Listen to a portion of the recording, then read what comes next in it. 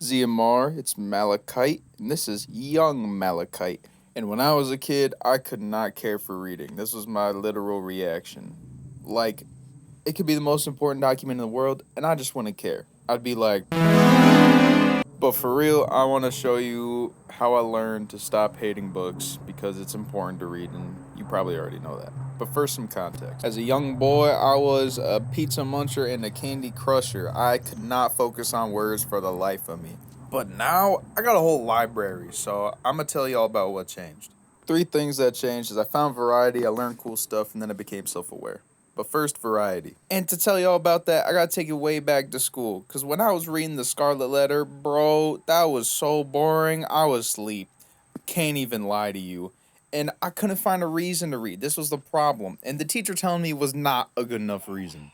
The problem was I didn't see the story having value. And it did have value towards the end, but I was sleeping, so I didn't see that.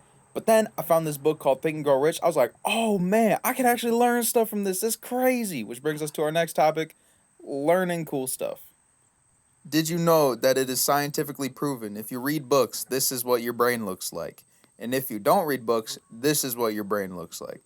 Nah, I'm just kidding. But in all seriousness, let's do a quiz. What else would you do with your time? Okay, you got your answer? Great. What value do you gain from all those activities? It's cheap entertainment. Now, what do you gain from books? Entertainment, skill of focus, and specific knowledge. It's a pretty good bargain, right? So it begs the question, if reading has more benefits, why don't people read more? Well, simple answer, monkey brain. We can do low stimulation activities and high stimulation activities. But the more high stimulation activities, the harder it is to do the low stimulation activities. This is because of the monkey brain. The big issue here is that you fried your brain with cheap entertainment, and now reading is a literal Herculean effort. Solution one is to read, but you probably tried that, so let's move on to the next one. Replace some cheap entertainment with reading. Now, some practical steps. Read one page before a round of video games.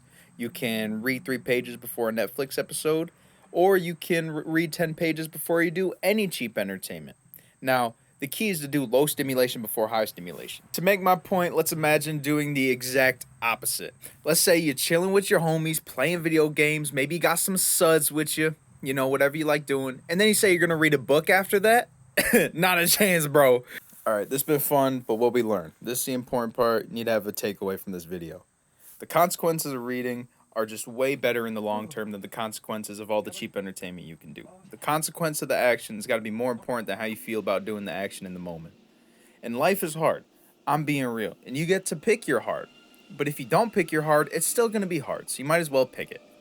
Thank you for watching. Please share if you found value.